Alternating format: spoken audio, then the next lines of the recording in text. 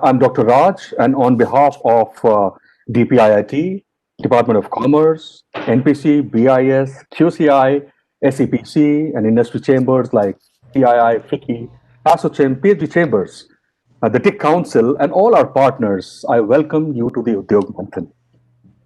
Before we begin, a small announcement for everyone. I request everyone to kindly switch off your mics. Any ambient noise will disturb the flow of the speaker. So only unmute when you are prompted to ask a question. The questions will be asked by the audience after all the speakers have delivered. You may also write your questions in the chat box, which will be read out by our chat monitor, Ms. Kriti Mukherjee. So once again, welcome to Udyog Manthan. The idea behind Manthan is to understand the challenges and opportunities concerning productivity and quality across Indian industry sectors and build a mass scale of movement of awareness on the scale of Swachh Bharat for quality and productivity. So Udyog Manthan is a marathon of focused webinars on promoting productivity and quality in Indian industry. Talking about quality, we have a galaxy of stars who will be talking about quality. I just have one line. Quality is what we do when no one is watching. So this is a session on tourism and hospitality services, and I'm sure we will identify issues and find some way forward for promoting productivity, quality, and their interlinkages in Indian industry in the next 2 hours, and in which we have a lot of experts who I will be introducing as we move on. To begin with, I am honored to introduce to all of us Ms. Rupinder Brar. She's an Indian Revenue Service Officer and is currently the Additional Director General of Ministry of Tourism. And before this, she was holding the charge as Commissioner of Last Taxpayer Unit Income Tax Department in Mumbai. She has studied history as a major subject with a focus on modern Indian history at the University of Delhi, and is also an LWA graduate, a law graduate. She has earned her master's degree in public administration from the Lee Kuan Yew School of Public Policy in Singapore. And she recently completed her degree in law from Mumbai University and is pursuing her master's in law. So that's quite a lineup of education. Ms. Brar has been awarded recently with the Finance Minister's Gold Medal in Law and Professional Training. Ms. Brar, I request you to kindly set the context for deliberations that will follow from here. Ms. Brar, over to you. Thank you, Raj.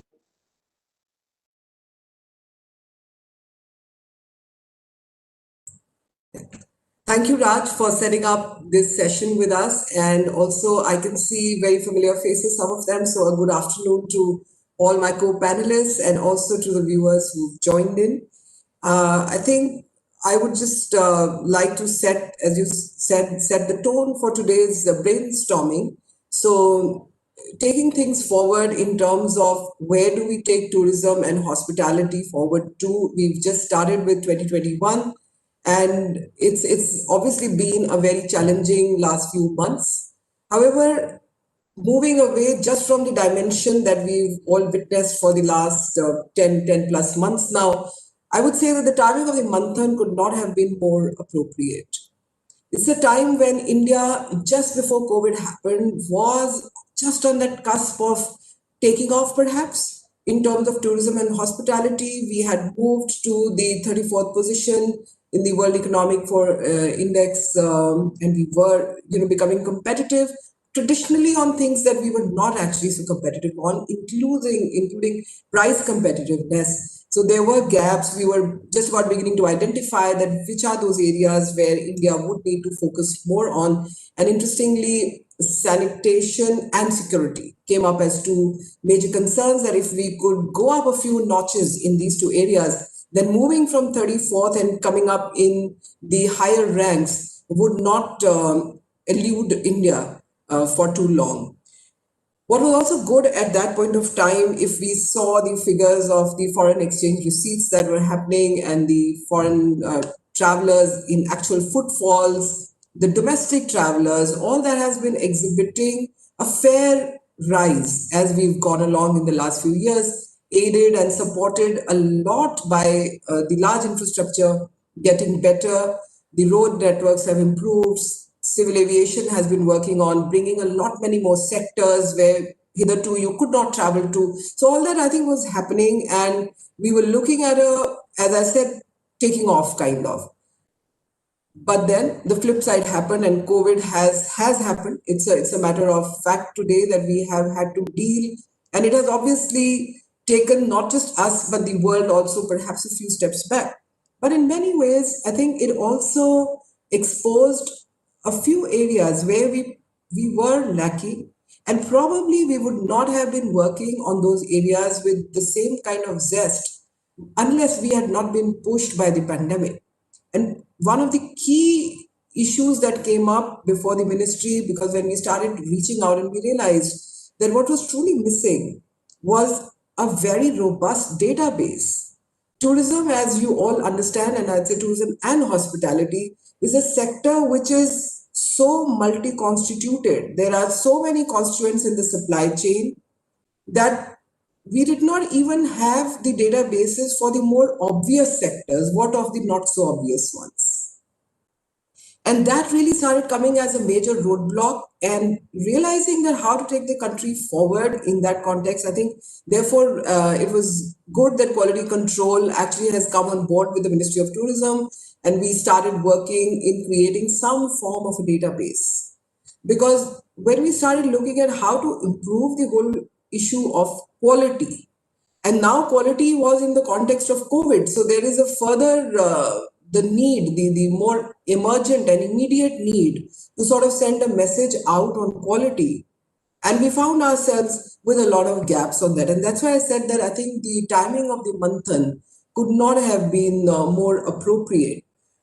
And moving away, as I also said, just from the impact of COVID, if we look at what is quality and what is it that we should have been doing as a country, and for a minute, if we even say that COVID had not happened, and yet what more could we have been doing, that what quality would define as the meeting the customer expectations. And I think in the tourism and hospitality sector, it just cannot be overemphasized, because not only are you looking at creating a tangible satisfaction, but you're also looking at a lot of intangibles that create their own kind of a takeaway and a value for a traveler. You go to a hotel, and if you have stayed there once earlier, the second time you go and you're called by your first name, and they already know your preferences on the spice or the way you like your tea to be offered. Small things like that, they may be intangible, but I think to a traveler they mean so much. So I think that is an area where India anyways needed to work. COVID has perhaps reminded us to add that extra element and work on those areas in times to come. Apart from that, an important understanding, and that's why I did have mentioned the World Economic Forum's report, is that even before COVID, there was this understanding that there were gaps. And understanding the quality consciousness and how to be a quality driven market, I think, is a challenge before all of us. And that we are doing this session, I'm sure that a lot of ideas will emerge on how to use technology, how should we be enabling our various stakeholders in times to come, so that quality is not an option, but quality is just a way of life. I think we have to push ourselves to doing that. And that therefore will also include capacity building of the various constituents. And I think you do have somebody coming from IHM, Lucknow, Professor Sharma is going to be talking about capacity building, very critical area to work on, because experiences, service industry cannot be driven unless we are not creating values around that. We in the ministry have been working with Quality Control of India in creating the databases of Nidhi and Sathi. It's a fledgling effort. A lot more perhaps need to go, especially in terms of third-party evaluations, how to make this system more robust. Are we going to leave it at a voluntary stage, or really going to push it forward? Because in that will come the cultural context of whether, if we leave it at a voluntary level, are we assured? Because it's not only about me feeling assured about it, but it's also about getting a feedback. And we all understand that in today's world of immediate reach out on social media platforms, the feedback is so immediate.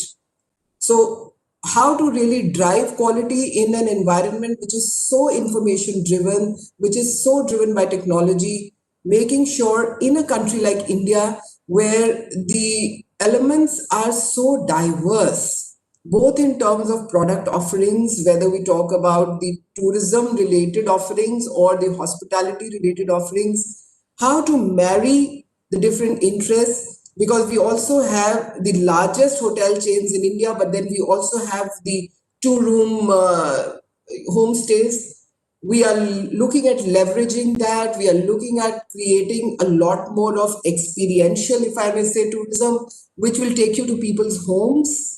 But what kind of an experience is that really going to create for a traveler who's going to go into maybe large cities or maybe go to hinterland? I think again those are challenges before us, and we hope that today's session will address a lot more of those issues, and will also throw open some ideas on how to take it forward. We do hope that today's session will talk of standardization, will talk of accreditation, will talk of certification and regulation. How much of it can we be an overregulated market or no? What is the right balance? Who should be the driver of that regulation, particularly, as I said, in a country as large as India? Should the center be the driver of that regulation, or should we be suggesting that no, is the state governments, or maybe even down below the provincial governments? Where should the actual monitoring really happen? I think those are questions that will need to be addressed. In terms of creating databases, the ministry, through its market research division, is working towards a massive survey exercise and building databases. And that's where we look for a lot of support from everyone who's here and who will carry the message from here, that we hope that we can work together to get a lot more data. No good policies can be driven only on the basis of pure intuition. Unless we don't have databases, there's no way we can take rational decisions. And I will re-emphasize that point, particularly in tourism, because I'm not just competing with myself here. I'm competing with the whole world. A traveler sitting anywhere in the world, for him or her, India is not their motherland. For you and me, India is our home. And so our eyes will possibly see it differently. But for somebody coming from outside, and if he's trying to make four choices, okay, why should I visit India or why should I not visit any other country? Because he or she is obviously looking for best value return on their not only money, but also time. We understand that in today's world, getting a 7-day off or a 10-day off just to go on a holiday is quite a precious thing.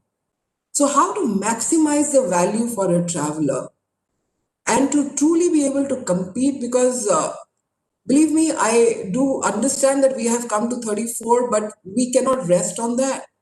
And the journey from this point to move up to the top 10 to begin with, and then try to get truly to the top up there, is going to take a lot of effort on all our parts.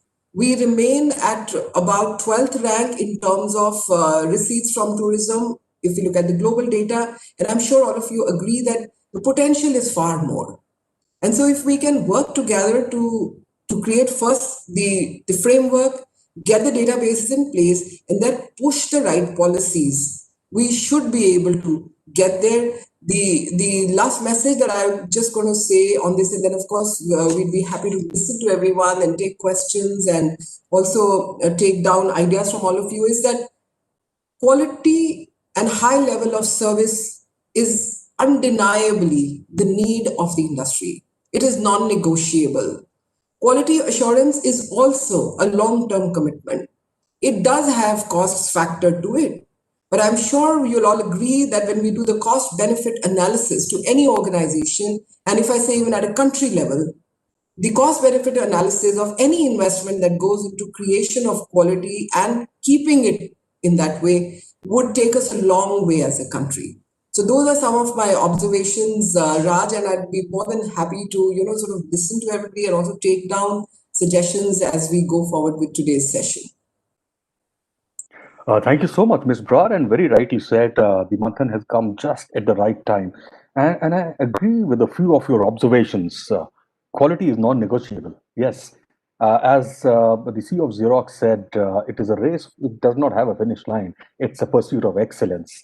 And yes, I also agree that a lot of improvement has happened, and COVID was an eye opener. A lot of learning there from COVID. We may say that a lot of things happened, but as we move ahead, we have to take forward a lot of learnings on our way forward and focus on the intangibles, as you said. So the service industry is such that we do need to focus on the intangibles, which, as you very rightly said, is the recall value, the experience is what will bring me back again here. So thank you so much, Ms. Brar.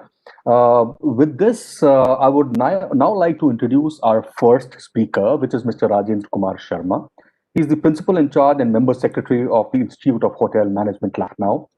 Mr. Sharma is a master's in tourism management and a gold medalist in hotel management.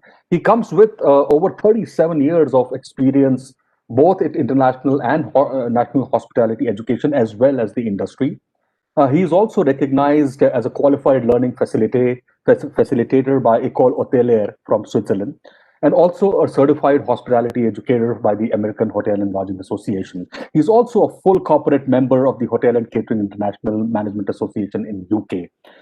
Mr. Sharma, we are honored to have you here. We would love to listen from you regarding your views about the education in the hospitality industry. Mr. Sharma, over to you, sir. And in the meantime, I request all other speakers to kindly keep yourself muted. Thank you so much. Mr. Sharma. Very good afternoon, Dr. Raj. I hope I'm audible. Yes, you are, sir. All right. Thank you very much. So honored to have Honorable ADG Madam and listening to her observations on tourism and quality. And good afternoon to Madam. Good afternoon to all my co-panelists. Good afternoon to all the attendees. I was looking for one or two lines from where do I start, and I start with a quote from Alvin Toffler, a writer and an author, who says, "The illiterate of the 21st century will not be those who cannot read or write, but those who cannot learn, unlearn, and relearn." So I think that is the kind of phase, like ma'am was mentioning earlier, we have been going through in the past couple of months. By the time I was trying to analyze data on the COVID thing, we suddenly saw this the bird flu thing coming up. So the challenges are emerging on a daily basis in our industry. How does the education sector, cope up with these challenges? How do we define, redefine, learn, unlearn, and bring that attitude in our students also?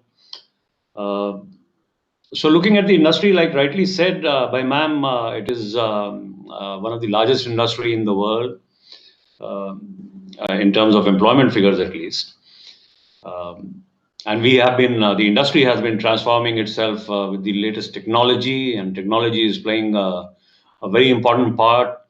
I was this morning, renewing my licenses for the IDS system, reservation system for front office and hotels, and I was telling them, that the software that they gave us last year needs modifications now, because you want everything contactless. So even the reg cards are out, and you're looking at zero contact check-ins and so on. So the challenge is that how to cope up our curriculum of the 21st century to keep pace with such a fast and a dynamic changing industry. In that way, I feel that the most important thing is going to be the industry academia interface. I'll come to a few details later on when I'm onto my suggestions part of it. So I think we both the operations and the industry and the institutions both all have to go hand in hand. As far as CIHMs are concerned, we are there to prepare the students for a professional career in the hotel industry. But now I think we have to be looking at the curriculum design strategies of the 21st century, which have to be more learner-based rather than knowledge-based. So a lot of focus has to be, like ma'am mentioned, capacity building programs, and there is a program that I will refer to later on called Hunar Se Rozgar of Ministry of Tourism, where we are trying to create opportunities in the remotest corners of India, and our states to empower the youth, train them, skill them, so that they can find employment in their own areas, because a lot of employable youth are now not ready to move out of their hometowns or their states, and they want to work in their states. In UP particularly, I don't have to go very back far to see how much migration took place, and people are here looking for employment and so on. So I think that is one factor that is going to be a a challenge for us. दलिया ऊपर होगा, दलिया and dal keep So करके we have an important role to play as educational institutions. I just have a few suggestions rather than going into the micro details. That quality and productivity, the foundation has to be laid in the educational systems. Here, probably. We do have an apex body called the National Council for Hotel Management, and which sets up the standards and the quality systems for us. But I still feel there is a need for us to have more frequent audits of the institutions by the National Council, so that we can have we can at least maintain the standards and then move forward from there. So another suggestion was that we need to have the mainstream players coming and joining hands with us in our institutions. So we look forward to a lot of participation from industry personnel, industry people with industry experience, to come and share their experiences with the future hoteliers, so that they get a better idea of these situations that they're going to face, and what is the real industry all about. So we look forward to an active collaboration with hotel companies, hoteliers we welcome hoteliers to come and join hands with us, and make a more robust partnership. We do have in all the institutions, CIHMs, at least minimum 2 specialists who are from hotels, and they keep on guiding our boards on what's happening in the industry.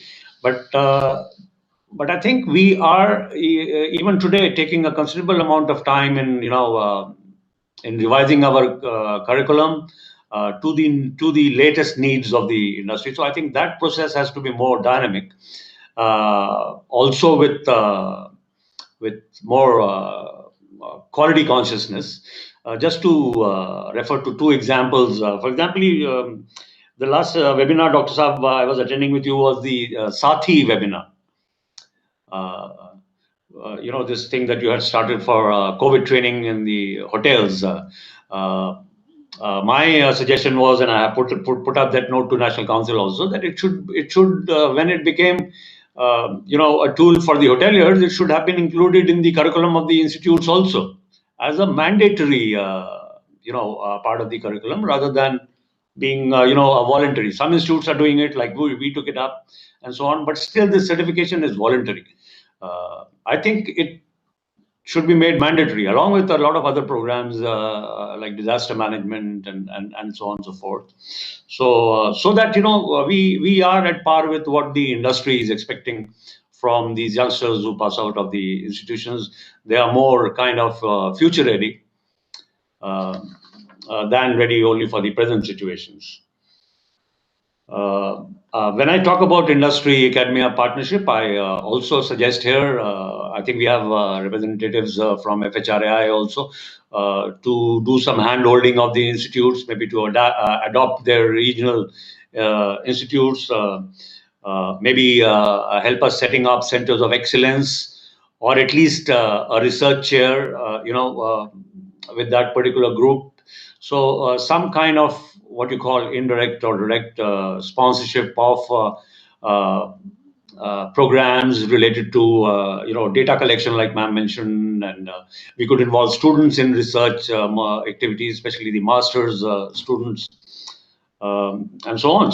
So I think the industry could help us making our institutions not only for the routine curriculum, but also as incubation centers for their future needs. So a regular, more frequent input from the industry would surely help us, coming up to the requirements of the industry. I did mention a government scheme that is on called Hunar Se Rozgar Tak, where we saw in the recent past that people who are not now moving to the towns. We call people to the institutions. We also give them stipend and so on and so forth. But still, we were not finding that kind of a response. So we thought about doing some pilots, and we are in the process of finalizing things for a visit to Dudhwa sanctuary in UP.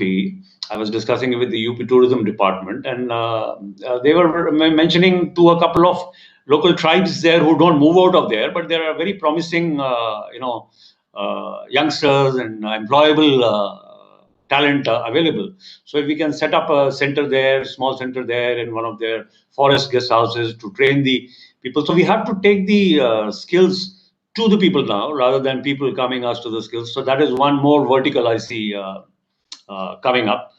Of course, all this will have to be done keeping in mind that the quality is maintained. So that is going to be our topmost priority. So that is it. I think to end, I would just say that frequent quality audits. One more thing, accreditations. I think with the help of the industry and with the help of the government, we have to make our degrees that we are providing acceptable globally, because in a number of countries still, when people go out with our degree, they have to do a bridge course, or they have to take some extra credits to be able to get admissions into higher studies. So that is one more thing that we need to be working on, a challenge. But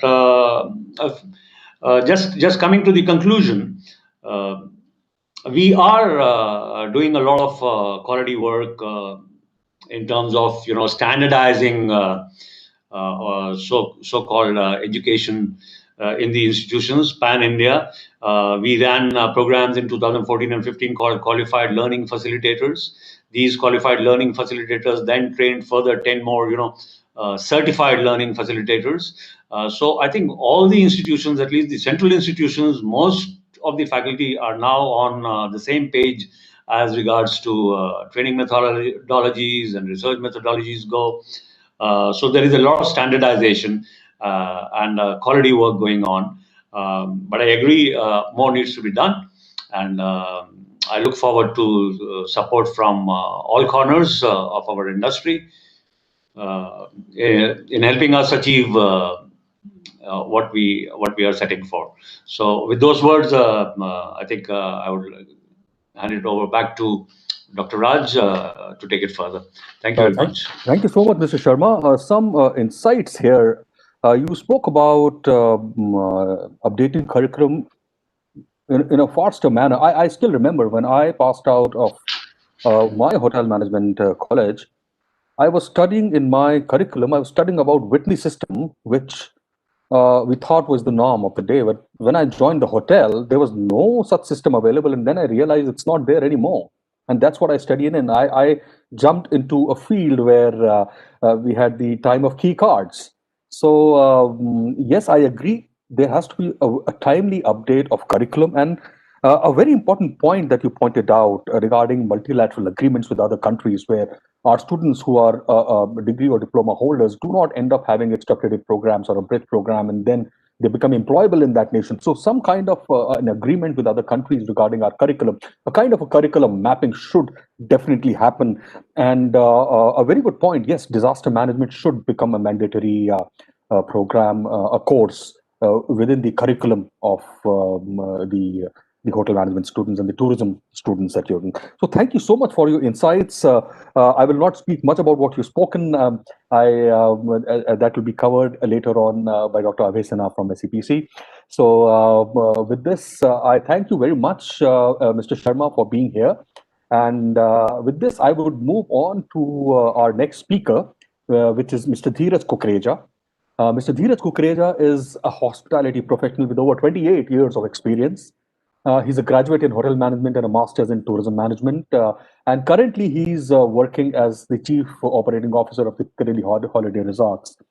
He has also worked in the past with Sterling Holidays, with Country Club India, with the Carlson Hotels, and also the Holiday Inn. So, Mr. Kukreja, we would love to hear from you about your. You are a hardcore hotelier. You have been with various hotel chains. Let us have your thoughts. Good evening, everyone, and wish you all a very happy New Year. I think we need these wishes very much with what happened last year. I would also like to thank QCI for inviting me for this very important webinar on the tourism and hospitality service industry, the challenges and opportunities on quality and productivity.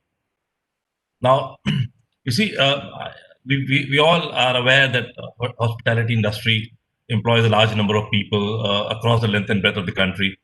It is not confined to one state or union territory, and it's not limited to 5-star hotels or 4-star hotels, but goes on to include restaurant chains, standalone restaurants, dhabas, wedding caterers, canteen, industrial catering, catering in railways and the airlines, and so on and so forth. It employs a large number of people and hence contributes significantly to the country's GDP. Now, we all know it, and like Mr. Rajkumar Sharma started, you see, the difference between good and not so good is in the detail. You see, when we say this hotel is good, or this country is good, or this airline is good, it's not so much. You see, all the airlines fly, all the hotels provide you bed and a mattress.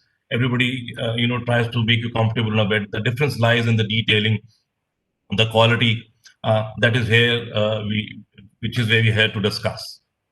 Now, while Mr. R.K. Sharma has covered most of the points in terms of the institute and the manpower, I would like to once again emphasize on the quality of manpower which is available. You see, unlike manufacturing, where the machines are set in a particular fashion and they tend to produce things in a particular way, and hence ZED is possibly easier to apply. We in the hotels are we have a set of people to be catered by another set of people, and hence we are heavily dependent on the manpower, on the hospitality professionals, and hence the standardization and training becomes very, very vital, very, very important. You see, not all the hotel companies in the world can afford to have their own hotel management colleges. We have in India and overseas a couple of hotel companies which have their own colleges, and hence they are able to groom students to meet their requirements and service their hotels. The mid-sized companies like ours and many other smaller companies cannot afford to have hotel management colleges. Hence, we are very heavily dependent on the Institute of Hotel Management colleges, both private and the government. Now, we realized during interviews with students when they come over for jobs or for internship that you see sometimes there's a basic lack of information. So we really sometimes do not know what to expect from someone. You see, for example, you are expected to know us. So what I'm trying to say is that the private colleges as well as government colleges need to have some sort of standardization in terms of infrastructure, instead of the quality of faculty, the curriculum, and the training or the visits of the professionals from the industry on a regular basis, so that people are aware of what to expect, and accordingly the hotels know where to employ them. And you see, if you were to also sort of give them some sort of rating, it would be easier for us as hotels to decide where to pick up the students for what sort of positions, and it would also help the students to decide whether or not they should be joining a college, and what is in store for them when they pass out. You see, so some sort of system of I would say star rating of the colleges is something that I recommend. Now, coming to the point which I thought is of another very important point is regarding the classification of hotels. You see, we know for a fact that out of thousands of hotels which are in India, only a minuscule few go for classification. Now, we need to have an improved classification metrics for a better uptake. Now, currently, the classification takes care of the hardware aspect of the facilities only. So you see, you have a checklist, to be a 3-star or a 4-star or 4-star, 5-star hotel.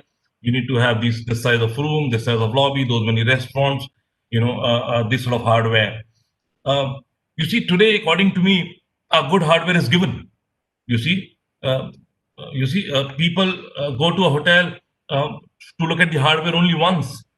People go to the hotels or to the restaurant because of the software, because of the quality of food or the service which is rendered. So I think we now need to probably have a system of classification which is more inclusive, where we take into account the hardware aspect of it, to be able to classify broadly into 5-star, 4-star, 3-star, but we must also have look at the guest feedback, for instance, which to my understanding is extremely important. We must probably have mystery audits. We must have third party coming in and checking the hotel facilities and reporting back to the hotel management, to the industry bodies, so that there is some impartial sort of system to decide whether or not a hotel is good. Let me tell you, it is not easy to build a hotel, but it's a lot more difficult to run a hotel day in and day out professionally. To serve a hot tea hot and to serve a cold drink cool may sound easier, but when you have to deal with 180 people, 200 people working for 100, 200 rooms, it matters and can be sometimes sort of challenging. So the solutions that I recommend are assessment of service level quality. We need to have some sort of guidelines. The actual service standards need to be ascertained. Third-party checks must be carried out. Mystery audits should be included. And one very important thing is, since most of the standards are sort of voluntary in nature, we need to find a way to incentivize the companies to add or to deliver better services. You see, a five-star hotel can get away with one restaurant only, but or a certain level of service. But we need to have we need to give some sort of incentives to have more facilities in the hotel and better service standards. By the way, in today's time, if you have more number of restaurants in a hotel, you tend to pay more number of you take more licenses and hence make more payments to the government rather than things going the other way around. But something which after the COVID, it was earlier also very important. Some of the larger hotels were always following it, but I think we must have a few things which should be mandatory. Issues like related to health and hygiene and safety should be mandatory, and we must make sure, regardless of the size of the hotel, regardless of the quality of the hotel, or in terms of service standard, we must make sure that these are mandatory. Now there's another related point that I want to talk about. Again, this is a softer aspect regarding the classification or the rating of the hotel. Are the guest reviews. You see, earlier, if I had to go to a city and I had to book a hotel, I would go and find out which is the 5-star hotel, 4-star hotel, and then decide which hotel I would stay. Today, people decide take a decision on the hotel depending on the reviews that they see online. You go to a portal, you will find a small hotel having rating of 5-star. Now, a lot of people, who are not familiar with the hotel business, or who are not frequent traveler, they look at the 5-star hotel thinking this is the typical 5-star, or listen, I'm going up, on a vacation after 3 years, and let me go for this 5-star, not realizing that this is not the 5-star they had expected it to be. This is the 5-star review only. Each hotel has its own rating system, 5-star, 4-star, 3-star. Each of them have their own numbers. So it can be very confusing.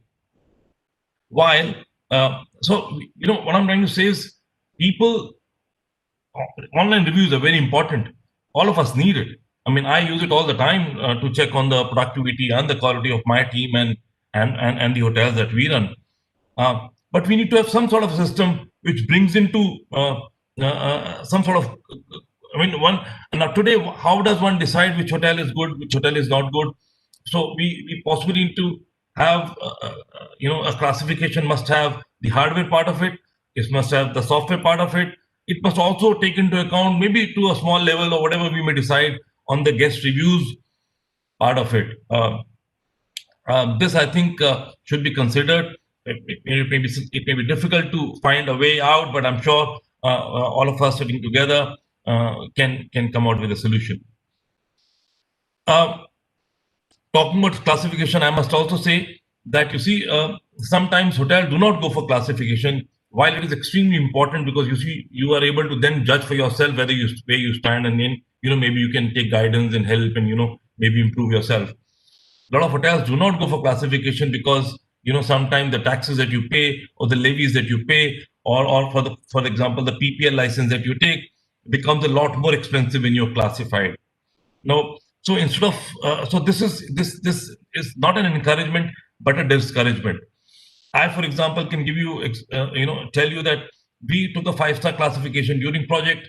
We decided not to go for a 5-star classification later, purely because we realized that many a times suddenly the government during austerity measures says, okay, we will no longer use the 5-star hotels, and hence the larger hotels tend to lose their business to the smaller chains. So we decided it is better not to have that sort of a classification and make our own name instead of. So I think some of these things sort of give you an indication as to how we're kind of discouraging people to take classification, which otherwise, to my understanding, is extremely important. One more point that I wanted to touch, and I know we have limited time to discuss, so I'll try and keep it brief and concise, is the promotion of Indian hospitality brands. You see, this is in line with the PM's call for vocal for local, the Atmanirbhar Bharat. We all want to export, but I realize that, you see, Indians are born with hospitality as part of their culture, or as part of their nature. The Indian hospitality is considered to be the best. You see, people who've traveled overseas and stayed in larger or smaller hotels would have realized that what we try and achieve, or what we try and deliver in India, is far, far superior compared to others. You see, so we have doormen, and we have porters, and we have bellboys, and we have valet people for valet parking, and we have room service, and we have people at the reception, guest relations, so on and so forth. This is not the case overseas. It's more mechanized. You see, it's more technology driven. You put a coin, the bottle comes out, and if you need to avail services, you need to pay, really high prices. So, all I'm trying to say is that I think we in Indians, you see, we welcome training and learning, but I think we probably have enough of our own understanding of hospitality. What surprised me the most is that Indian hotel companies who are providing services in India at a great level are somehow not being able to expand overseas. On the contrary, we see a lot of international hotel companies opening hotels in India. They sign up with Indian hotel owners. They employ Indians, and they cater to Indians. And obviously a small part of the top line goes overseas. So we actually, it's the next outflow of the funds, or if I may use the word. So we're losing money there. So we're not against them.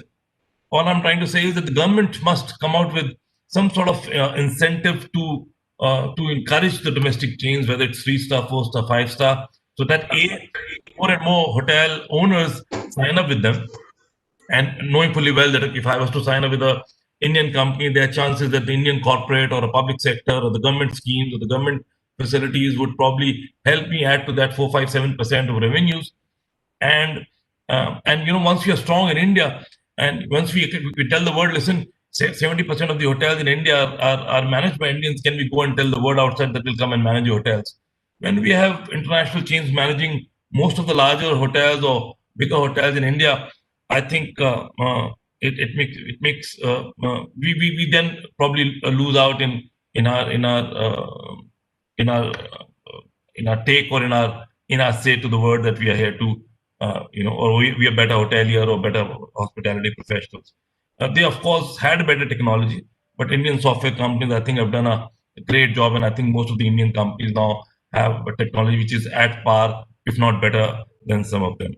So I recommend that we must have the government and the public sector encouraging Indian local brands, and some sort of a scheme which encourages people to sign up with Indian companies, which would hopefully make Indian companies doing a better, bigger job in India and probably grow overseas. So these were the larger points that I thought I would discuss. I have a lot more to say, but I was told by Raj, and I will stick to the time, that I should not go beyond 8 to 10 minutes. And I think I've done a decent time management there. Over to you, Raj. Thank you so much, Mr. Kukreja. Yes, you have done a decent time management. Some very important points that have been brought up here by Mr. Kukreja, where you have spoken your heart about and about the star classification, how to get in the quality, the service level quality in star classification, and also getting the feedback mechanism, the how to incorporate, even if it is in a small weightage in classification regarding feedback. A very good idea. Mystery audit has actually been happening world over. Even in India, there are, but companies do it for themselves. So if a component of a concept of mystery audit could be brought in, so it would definitely be great. And something very interesting, you have mentioned that the star classification at times becomes a disincentive instead of an incentive. So that's very, very interesting to know. And perhaps that is one of the reasons why the 2012 MOSPI census said about 1.8 lakhs hotels are in there. That was about 8 to 9 years back. We are awaiting the latest report.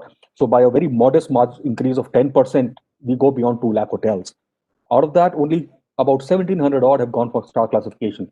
Maybe because those incentives need to be in place. Maybe there need to be something to pull them towards a quality-driven ecosystem. So that is a very, very important point that you have made. So I will not take much time, and I will quickly move on to, once again, for the benefit of the audience, once all the speakers are finished, we are free to take questions. And once I say that, yes, you can ask your questions, you can unmute yourself and ask after all the speakers have spoken. So thank you, Mr. Kukreja. I will now invite Chef Vineet Manocha, who's a Senior Vice President Culinary at Light Bite Foods. Light Bite Foods runs more than 200 outlets all across India with popular brands like Punjab Grill, Zamba, Han's Kitchen, etc. Chef Manocha has tapped his global experience to make signature dining a reality in India in all his endeavors. His interests and achievements simply go beyond the chef's normal kitchen. He's an alumni of IHM Institute of Hotel Management, Pulsa, New Delhi, and his experience of over 28 years includes management tenures at renowned hotels like the Oberoi's, like the Hyatt, like the Radisson. He has worked with all of them. He's also worked in the flight kitchens and restaurant companies. And besides that, he has a fair amount of international exposure working in the United Kingdom, in Liverpool, in Bahrain, in Philippines, and in Saudi Arabia. Setting up of F&B retail concepts is Chef Manocha's strength. So, and he has already helped his company set up more than 200 outlets in the past 4 years. And because of all his efforts, in 2017, he was conferred the Rashtriya Gaurav Award for outstanding service, achievements, and contribution to the culinary field. With these words, I invite Chef Manocha to kindly put forth his views and suggestions. Chef Manocha, you are muted.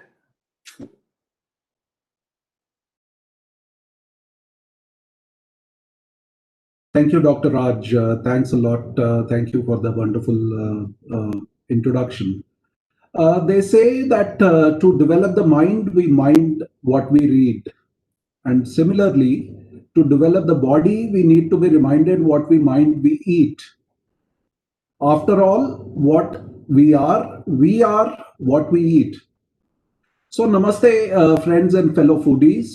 I belong to the food service industry wherein only 35% is organized and is often overshadowed by its big brother, which is the hotels. Food service industry employs 7.3 million people and is expected to grow to almost 9.2 million by 22-23, with a current market size of 4.23 lakh crores, and it is growing steadily by 9% CAGR. The importance of quality is often espoused by various standards, SOPs, audits, etc. And it's time to create a new global conversation about the wealth of Indian cuisine and translate it into accessible actions. The knowledge of what, why, where, when, how to eat is now more easily available than ever before. So it's time that our ancient intelligence about food that we can and we will. I mean, we should use this ancient intelligence that we have, which can sail us through the maze into healthy ways. In a country where the global, where language, climate, soil, and its produce changes almost every 100 kilometers, it's time we embrace that diverse ethnicity to harness the natural bounty that we are blessed with. In compliance with the Honorable Prime Minister's call for Atmanirbhar Bharat, I propose to promote culinary tourism, which is very important. We should promote regional cuisines cooked with regional produce by regional chefpreneurs. Based on climate availability, every region of this vast expanse called India has developed their own cuisines. I'll give you an example. For example, jackfruit ripened is eaten as a fruit in Konkan belt, in Konkan Malabar belt, but it is eaten unripe as a vegetable in northern plains. So the degree for excellence for us, the Indian food industry, is to set the benchmark akin to our cultural heritage and upbringing. Cleanliness, hygiene, safe practices, use of natural indigenous crop is the call of the hour. Quality is a factor that influences competitiveness, and characteristics is that consumer appreciate. As stalwarts, as connoisseurs, let us educate the consumer as to what they may expect to accept. Sorry, expect to accept. Let us freely use technology to better our procedures and processes. It is very important that we in a organized structure, we use a lot of procedures and processes, but it's time that we teach the world about the nazakat and noiyat of Indian food. It is time that we bring out more and more chefpreneurs. I would. There is a saying. Someone said that knowledge is knowing that tomato is a fruit, but wisdom is not putting that fruit in a fruit salad. Our upcoming chefpreneurs have the knowledge, and it is now up to us to groom them as experts. Once we groom them as experts, with all the systems, by giving them systems, procedures, by making them experts, we will. I propose to this congregation culinary tourism. We have never marketed our cuisine to the outside world.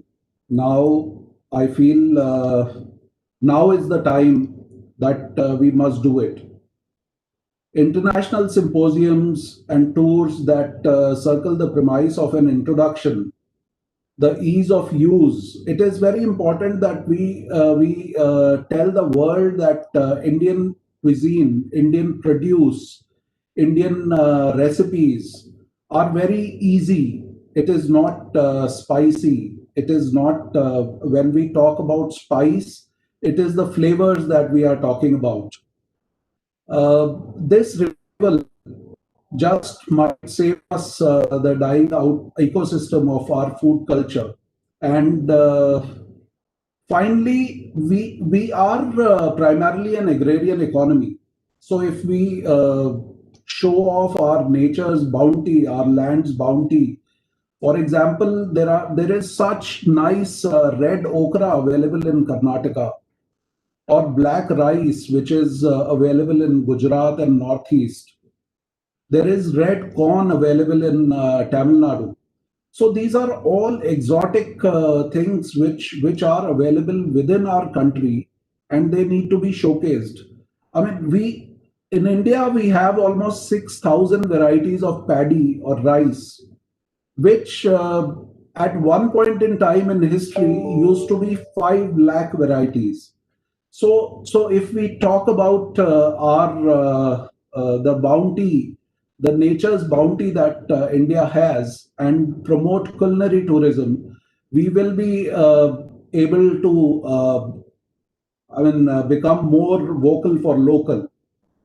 I would suggest that the big brothers of the industry, the luxury city hotels, should plow the road by going vocal for local and talk more and more, rather than using imported ingredients.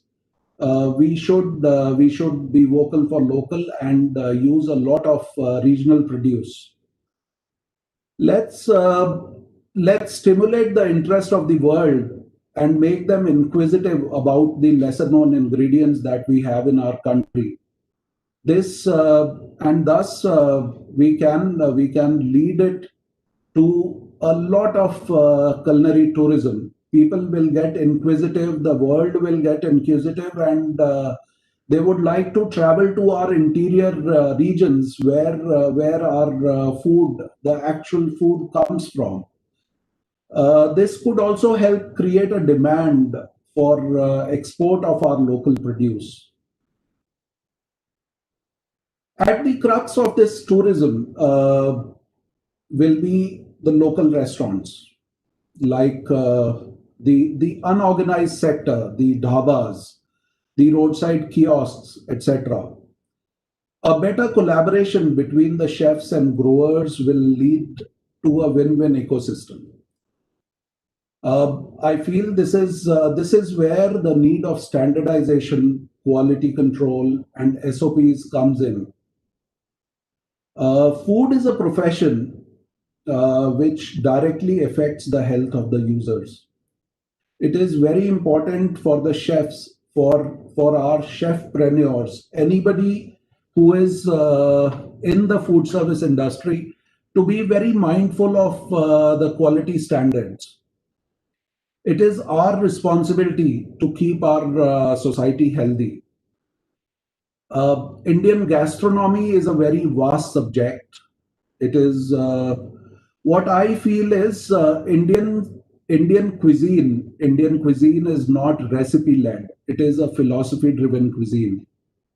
We we cannot. Our recipes change every 100 kilometers. Our cuisine changes every 100 kilometers. So it is important that our chefpreneurs who are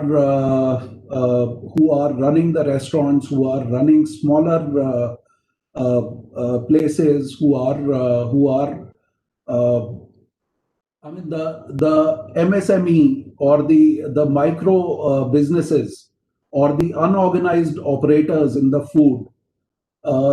Standardization will play a very important role with inputs of quality and productivity. So we will need to what we need to do for this is to create specialized culinary programs linked with the entrepreneurship rather than employment. It is very important that the chefpreneurs or the it is very simple thing. Are people who are running business, if they are, it is not that they do not want to change. It is just how the standards can be taken to them. A pool of standard kitchen layouts, small restaurants, standard, we have standard kitchen layout. If we have standard equipment specifications which must be used, if we have recipe documentation, if we have standard purchase specifications which a small entrepreneur can use, all these restaurant guidelines with regards to seat, we can they can all lead to better standardization, better quality, and as Madam Brar very rightly mentioned in her opening remarks, that our industry, uh, we cannot do without quality. It is all about how we showcase our industry to the world, and it is very important that we it will this standardized this quality will only come by standardization. We can have restaurant guidelines with regard to seating, what kind of service do's and don'ts which should be followed by even smaller restaurants. We can have a classification system for the restaurants even. This can be done by self-certification, and it can be done via audits from a pool of experts. What I feel, once this ecosystem can be vetted by the government regulators and then governed by the industry associations and seniors, this will give us much more flexibility, much more internal. If we do internal ratings, it will be much better. We will have much better controls. In order to bring about this quality revolution, we could create a pool of consultants for existing small and micro businesses, and promote new ventures on quality parameters, operating procedures, SOPs used by large chains, which can all be shared, and it can all be translated to and in the lingua franca of the country. So we can. It is very important to keep this industry healthy, wealthy, wise, and happy. Thank you very much. Thank you, Chef. Thank you so much. Some very interesting points that have emerged here, apart from a very catchy word called chefpreneurs that you mentioned, that we create chef entrepreneurs. A very important aspect you laid out for the micro, small F&B operators.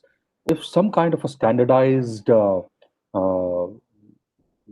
system, an SOP could be created for them, maybe created with the help of the industry and vetted by the government and put up on the website that this is a standard purchase specification, these are standard recipes, these are standard layouts of the kitchen.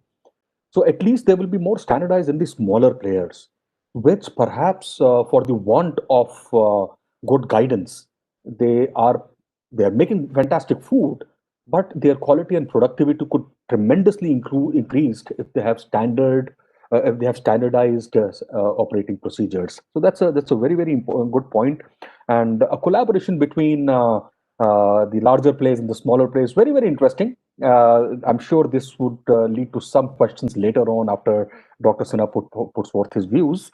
So thank you so much, Chef, for your inputs. With this, I would now request Mr. Ashish Kumar. Mr. Ashish, just a second. Yeah, I'm here. Yeah. So I just give me a moment, please. No, okay. I kind of messed up the sequence, which I made myself. So I would now move on to Mr. Pradeep Vijayan, the Associate Director of ClearTrip.com. Mr. Vijayan considers himself a true blue Bharat resident. He was born in Maharashtra with roots from Kerala, and his passion for travel has taken him to the far corners of the country. He has spent more than a decade in the travel trade. He has built teams, managed and improved the unit economics of hotels, of homestays, businesses all over the country. He was responsible for introduction of a few key digital platforms to the Indian hospitality market, which included the India Hotel Review, the Go Ibibo, and Stayzilla. Currently, he heads the hotel supply business at ClearTrip. Mr. Vijayan, may I now request you to put forth your views as far as the digital players like ClearTrip are concerned? Mr. Vijayan, over to you. Thank you, Dr. Raj. It was definitely a very healthy, introduction. Thank you so much for that. Along with that, a very good evening, ADG ma'am, everyone in the panel, as well as the audience present today. It was very, as Dr. Raj mentioned, definitely a very valuable insights shared by ma'am and everyone. And it's time for everyone in the hospitality industry, to set a benchmark on quality per se, which will invariably help or attract more travelers globally. Before I miss out, I would also like to appreciate every stakeholder, especially hoteliers, for showing immense character and fighting all odds during this pandemic. And they are all set ready and welcome the guests while ensuring and following all the safety and COVID guidelines. Today, as we are discussing about the quality parameters, so when we talk about pre-COVID and post-COVID, I mean, today in travel per se, it's completely a new world which we are entering post-COVID. But the reason I said new world, it's mainly because the perception of a traveler to book a hotel has completely changed. I'm telling you per se more on the digital platform side as such. Today, a perceived quality and a real quality should meet the expectations. And then when I say the perceived quality, if a traveler looks at something online or on any of the digital platform, if on the realistic matter when they visit at the property, if they don't feel that the expectations has met, so that means that trust that that entire expectations has been not served, and that will not fulfill the guest experience overall.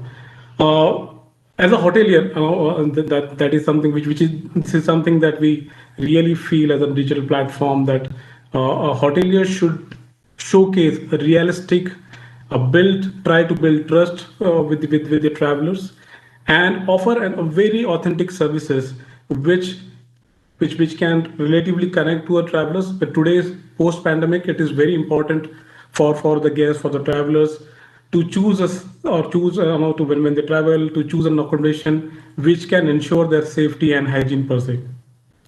When we say in the hospitality context, and especially in the hospitality context about expensive amenities or infrastructure, etc., it is also more important about the staff too. And in the hotel business, it's more of the guest engagement with the staff, and that again adds a lot of real value when a traveler visits any property as such. And then this is again a most important element when I say about taking guest feedback. Quality should be accepted and worked based on the feedback that we receive from the guest. It should be not only about, as I mentioned, about the amenities, it should be also about the food quality, room cleaning, access to the room, access to the property, the lift, everything and anything that is related with the property where the guest can access. Everything has to be a top notch where quality is paramount and then is not being compromised at all.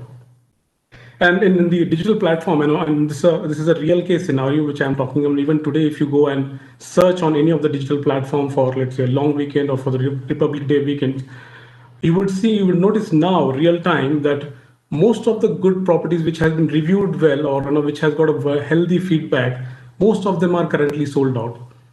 I'm not blaming to the properties which are currently available that, okay, it's not because of the quality. I'm saying as a customer front, as a customer perception today, they largely decide on a property basis not only about the amenities, but also basis on what kind of reviews or the feedbacks which the actual travelers has given about that property. And that is one of the fundamental factor for most of the travelers to decide on any of the accommodation today. Quality will definitely lead to higher productivity in the long run. Hotelier will have to persistently work on their quality parameters. As I mentioned on a lot of key parameters, especially on the staff. I'm sure in the longer run, if they start working on the staff, if they start working on the lot of new guidelines which has been laid, I'm sure in the longer run they can definitely reap a lot of benefit by maintaining that standard as such. Now coming back, there's this most important factor, when I'm sure most of you will definitely agree to the fact, many of the industries in today's world, technology and automation is something, and definitely in the digital world, automation is a very vital, important element that plays key decision or decisive factor for any travelers, which also helps to reduce cost for any businesses. And in hospitality, when we talk about the complexity that we have, it's not simple. It involves a lot of skill set with one business, understanding the needs, and then accordingly one has to change, think, and predicting how customers might react to certain changes is very important. And based on that, we feel that hoteliers or every business should adopt a technology. Now, when we talk about the technology, it's not that we end up having high tech gadgets or technology in the property. When we say technology, there are a lot of use case tools and software which is available, which a lot of hotels in today in the India market are using. And while we may debate on how much technology and automation is good for places like hotels, it's important to look at its multiple usage perspectives too. Now today, there are a lot of hotels who are using a PMS, which is a property management software. They're using a POS, point of sales. They're using channel manager to distribute the inventories. So all these technologies are helping to focus the staff on various other areas like catering and enhancing the guest experience. So adopting to such key technologies, to such softwares, which is again the use of the hour. This is the need of the hotel industry, and I feel that I'm adopting to this, and I'm sure most of the hotels has adopted to it. But then the usage of this tool and technology will definitely increase the staff engagement with the travelers, which will definitely enhance their hospitality services too. Today, and the most important factor, as a few of the panelists have mentioned about the review system, and I completely agreed to the fact which Mr. Kokreja has mentioned about the reviews. Reviews is again one of the key factor, which as I initially mentioned, but then again today it's completely fragmented. There's no a single platform which can clearly mention about one particular hotel, whether it is a 3-star or 4-star. Every different platform has different star ratings. Every different platforms have their own review systems, and it's kind of confusing at times for the travelers to decide on which property to finally, or which review, which rating they should finally freeze on. And then today, one of the as Dr. Raj, as you mentioned about, there are more than lakhs of 100,000 hotels which currently exist in India market today, and hardly there's 2,000 odd properties which has been listed, which has been rated by FHRI.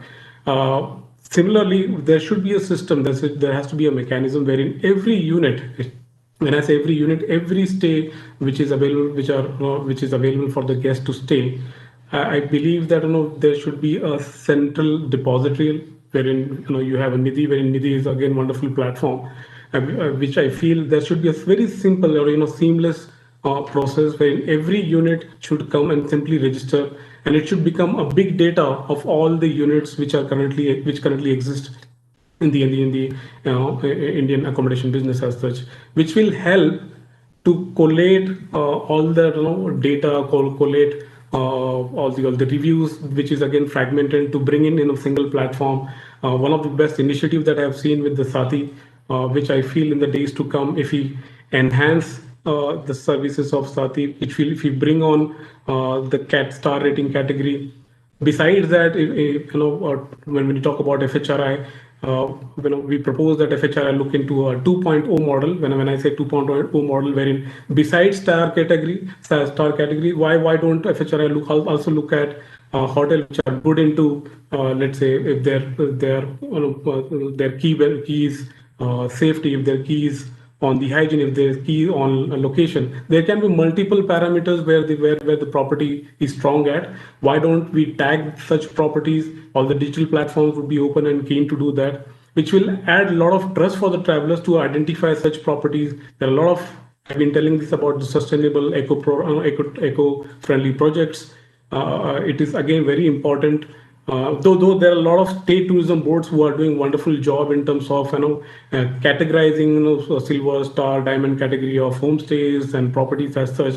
But then all this thing, the central tourism or central tourism board should directly connect with Nidhi or Sati and get this, as I've been telling about the big data, collate all this information, and should be a master data for the travelers who are coming globally or from the country today, who can clearly visibly identify, okay, these are the properties which are good in, let's say, safety, who are good in terms of hygiene, who are good in terms of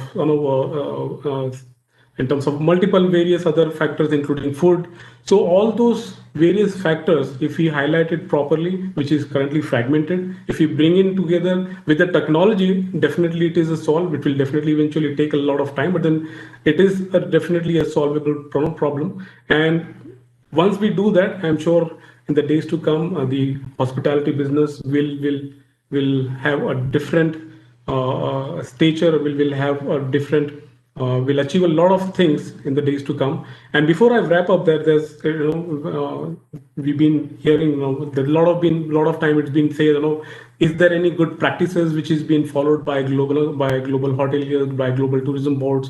No, it's time for us as for Indians. I personally believe there can't be anybody better than Indians who can set incredible standards of hospitality quality, and definitely we do not have any dearth in terms of technology today.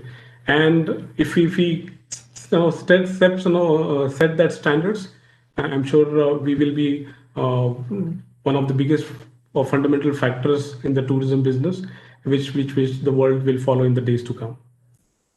Thank you, Dr. Raj. Thank you so much, Mr. Vijayan. Some very important points. You're talking about a central repository on Nidhi, and you talk about big data.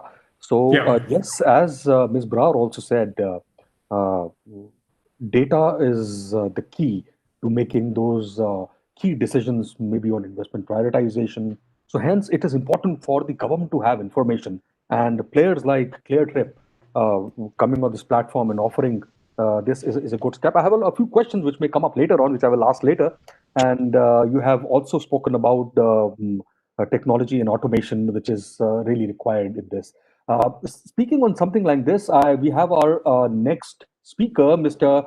Ashish Kumar, who's the co-chairman of Wiki Travel Technology Committee. He's a thought leader. He's a seasoned and a multi-dimensional travel and tourism professional with over 41 years of experience, both nationally as well as globally. He has held CXO positions with leading travel firms, including the ITC, the Reliance Retail, Sahara, P&O Travel. These are just to name a few. He has also been hosting the weekly episodes of his one-to-one webinar with global and Indian travel industry leaders, and which is titled Coffee with Ashish, since March 2020, which have played a marquee role in knowledge transfer as part of Thought Leadership Initiative. With this, I invite the effervescence, Mr. Ashish Kumar, to put forth his views. Mr. Kumar. Thank you, Dr. Raj. And when you are at the bottom of the food chain in the panel, you get a chance to hear everyone assimilate their knowledge. But it also puts you at a great disadvantage because you don't want to be sounding repetitive. So, at the cost of stepping onto the puddles, I have to avoid them as we go along. But while I do that, I take you back to your original statement that quality is doing it right when no one is looking. I like to tag another line to it, that a chain is as strong as its weakest link. And if you look at travel and tourism landscape in India, where are we? Let's just get real. It's a highly disparate, fragmented, dispersed industry, both from a customer touch point, which you mentioned the other day, could be a travel agent in Paharganj, to a very exclusive national entity. If you look at the product supply side, in this whole 1.5 hours, I've only heard that it makes me imagine that tourism is all about 5-star hotels, all about living in Bombay, Delhi. To me, if you want to go forward and you want to bring a future-proof organization, then travel and tourism will have to come in from Darbhanga, it will have to come in from Surat, it will have to come in into the next billion internet users, so to say. So therefore, within this highly disparate and fragmented industry, you have an industry which has no entry barrier. You can become a travel agent from tomorrow morning. Let's put it this way. You own nothing, but you're selling a moon to everyone. That's the bottom line of it. So while you're doing it, quality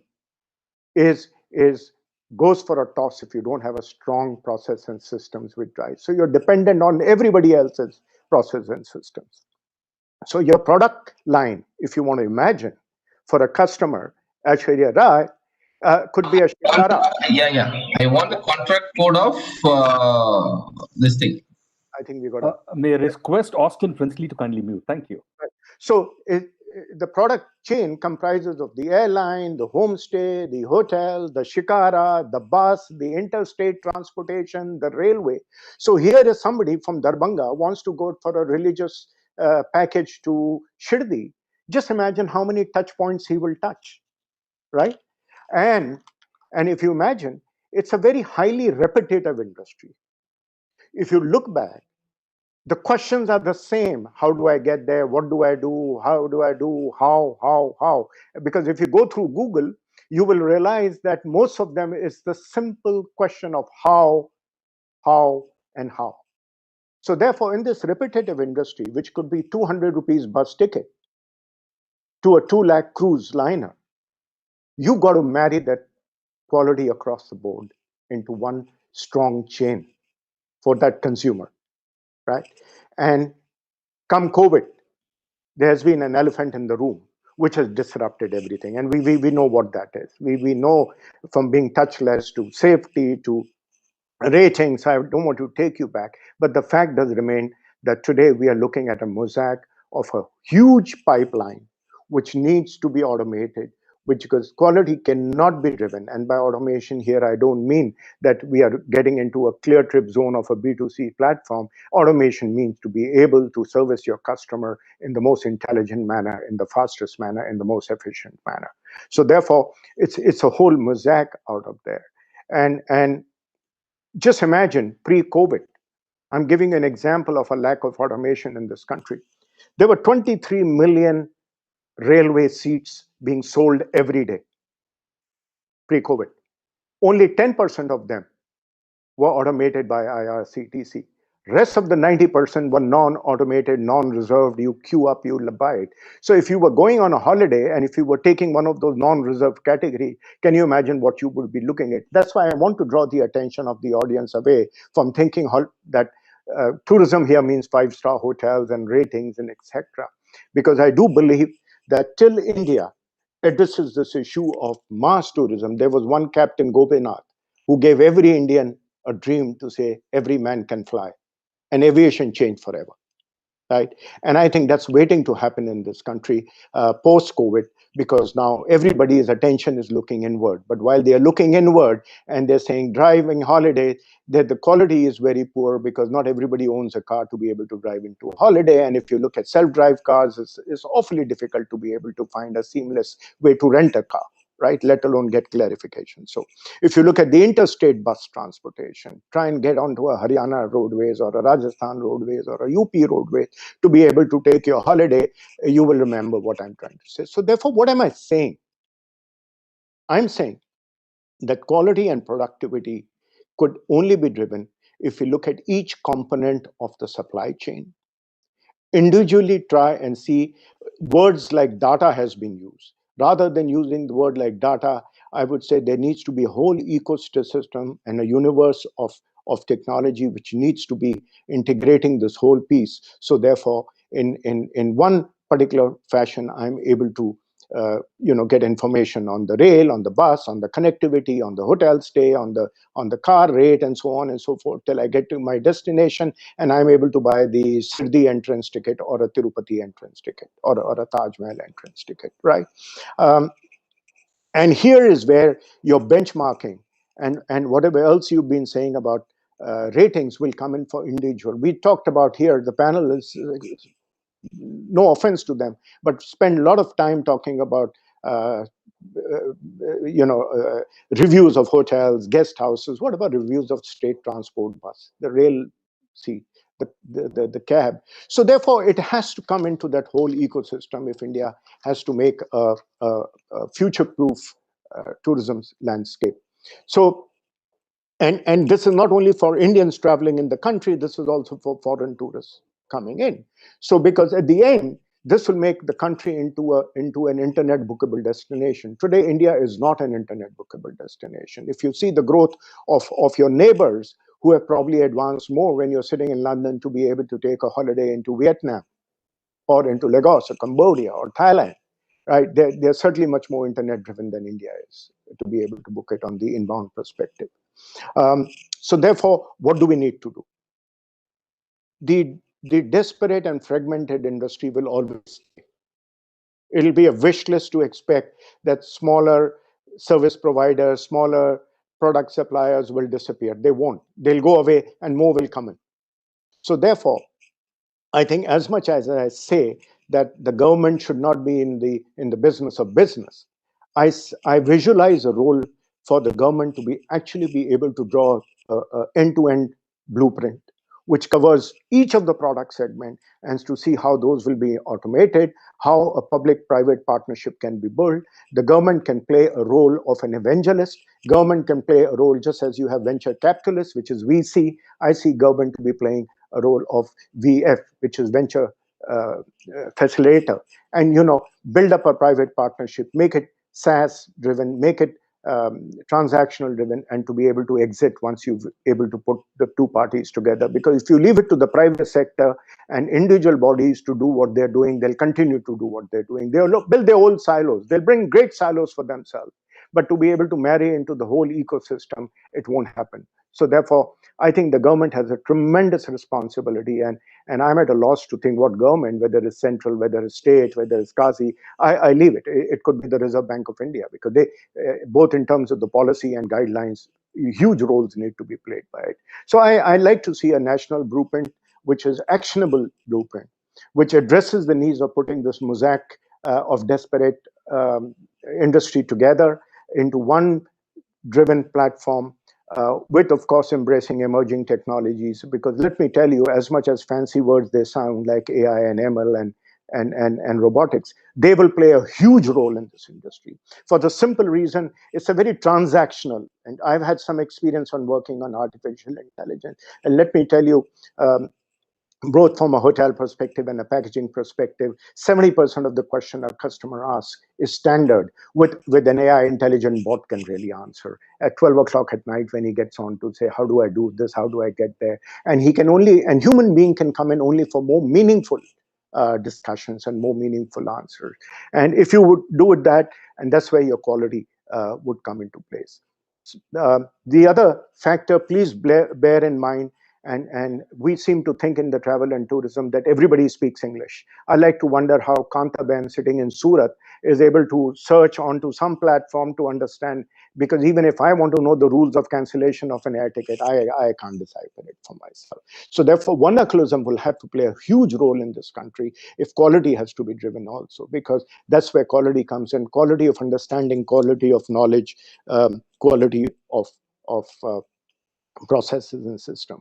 So therefore, till all this happens, and like I said, this is where I do lean on the government and the bodies to play an evangelist role.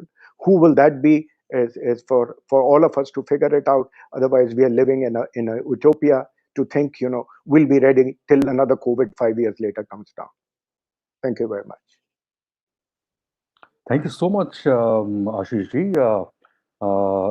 That is the reason your vast experience in the travel technology segment has been amply at display here, and I totally agree.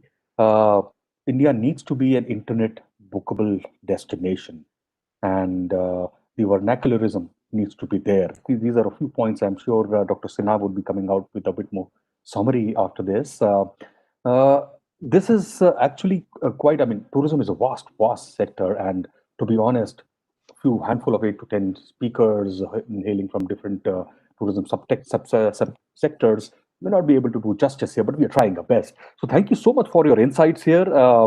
It's for the quality and productivity to increase within this sector. Yes, I totally agree. End-to-end technology and automation needs to be there, and the government has a very important role to play here. So thank you so much, Mr. Kumar. I now have the pleasure of inviting Sardar Gurbakshi Singh Kohli. Kohli Saab is the Vice President of Federation of Hotel and Restaurant Association of India, which is FHRAI. He's been in the sector for more than 32 years, managing various establishments in various positions. He holds a double degree in commerce and a diploma in business management, and also an FSM from the Mumbai Catering College. He's been an active member of the FHRAI for about 15 years now, and he is the immediate past president of the Hotel and Restaurant Association of Western India, which covers the states of Maharashtra, Gujarat, Chhattisgarh, MP, and the UT of Daman, Diu, and Nagar Haveli.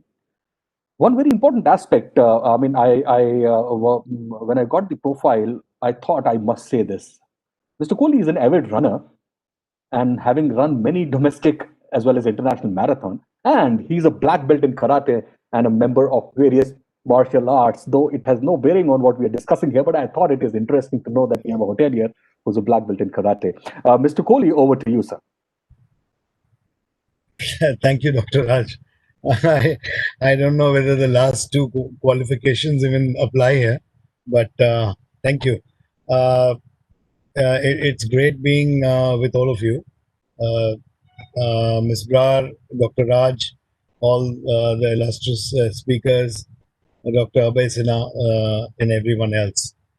I would like to firstly thank and congratulate the Ministry of Commerce and Industry for taking this unique initiative, Udyog Manthan.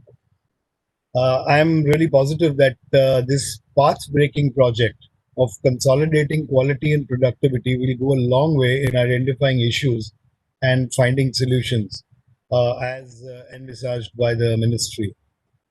My profound gratitude to the organizer, that is the QCI, Dr. Raj, for rolling out the series of webinars. Friends, we all are aware what we are going through is the biggest crisis of the century in form of the COVID-19 pandemic. And that has impacted more than 200 countries, millions of people. The human toll has been vast. Disruption to millions of lives have been even greater. And economic damage is something that we can't stop talking about. That's been far-fetching. The hospitality sector of our country and of the world is the biggest casualty of the COVID outbreak, and this is a fact. So when we speak about quality, we need to understand the inherent dissimilarities between the hospitality and the manufacturing sectors. See, industries are classified as manufacturing, process-based.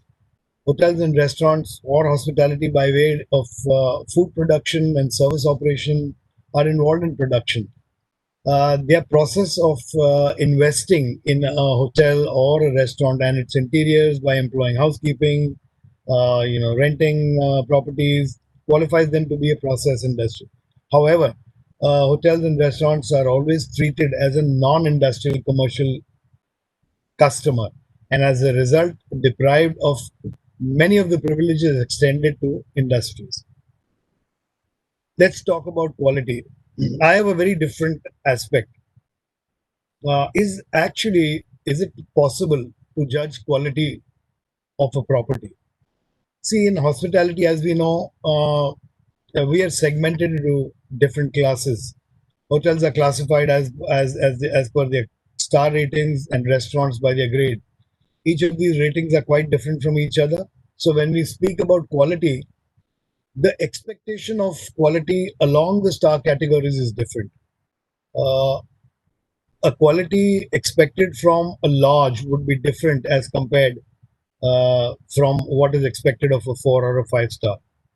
What is standard in a 5 star is not mandatory and may not even be desirable in the lower quality categories. So, what is the yardstick one will use here? Surely the same yardstick cannot be used across the spectrum of different types of hotels and restaurants. Again, coming back, quality is very subjective. Quality in a service sector differs from person to person. It is based on an individual perception, an individual preference. While it is easy for a product in a service industry like ours, it is only based on transaction value. What is quality provided for a smaller service, but in a different value option, which brings you to star categories again. I have already said that while it is easy to base a product on quality, in a hospitality industry, quality can be ascertained infrastructurally. That is, it can be facility based and not service based, because I don't see how we can rate quality of a service. A property's infrastructure created clearly shows the service level capabilities. So coming to standards now, I think standards should be realistic, keeping the area of operation in mind. We usually ape the West by trying to implement standards that cannot exist in this country. Therefore, we shouldn't lose touch with reality. And when Mr. Ashish said that vernaculism is what drives this, I absolutely agree. Doing something what Europe or maybe the US does not always work here. I'll give you an example. I was told that according to the FSSAI standards, I'm not criticizing, I'm just giving you how things work. I was told that according to the FSSAI standards, the moisture content in wheat or grain was fixed at a certain level following a European standard. And unfortunately, though it exists, the standard exists, everyone is turning a blind eye to it because inherently, we being a tropical country, the grain when harvested automatically comes with a moisture content that is almost 1.5 times higher than what is mandated. So this is what I'm trying to say. While the intent is noble, on the practicality arena, it just doesn't add up. I would shudder at the thought of someone from an implementing agency blindly following figures, starting to prosecute grain reapers in the country. So that's where we come back again. A standard should be such that it is present nationwide, it is implementable and adaptable, and it has adequate infrastructure to implement. Just mandating it is not necessary. Also, I would say that we tend to see everything with a punitive end. That is one big problem. The implementing agency should be trained, and I choose this word carefully. When I say trained, they should be trained to correct what is wrong, not catch what is right with the only aim of punishing. A lot has been said about classification, so I do not want to dwell on that, but I will have to, at the risk of sounding repetitive, touch that topic again. Less than 1% of the hotels in India are classified. We need to ask this question: why? Why is it so? Why are we not being classified? My colleagues have already spelled it out, because classification is taken treated as a punishment rather than a pat on the back, and that is why people have started moving. They're moving out of classification, whereas we should be moving in, because uh, because if there's one important thing that we have learned is that we need to come together. How do we get everybody under the ambit? How do we all come together? So classification is one tool that can actually bring everybody together. Although it is inherently not mandatory, it is voluntary. Still, it is being used by many governments and bodies as to dish out disincentives and incentives. I think this should be absolutely changed. One very very important thing we've learned from this pandemic is enhanced hygiene. I say enhanced because hygiene is already being followed by the industry. We are a hygiene based industry. Uh, there is a very very stringent FSSAI norm present, which mandates how the hygiene should be taken care of. And while it is very stringent, I think it is rightfully so. There cannot be different standards of hygiene. Hygiene is not something that can be compromised with. Therefore, the hygiene level should be uniform in a 5-star as well as in a 1-star as well as in a lodge or a restaurant across their grades. This is one thing that can be uniform, and I think we should absolutely stress on this. We are also a very mature and responsible industry, and we very well recognize our duties and responsibilities. Therefore, while the debate of who will bell the cat, I propose self-certification. Uh, Self-certification is a tool which a responsible industry uses to certify itself. Yes, mystery audits can be adhered to by a third party to keep a check on that. And as I said, hygiene cannot be compromised. While the facilities in different star hotels would determine their rating, hygiene needs to be paramount. The challenge is the need for developing standards for the unorganized part. Uh, my colleague mentioned how many.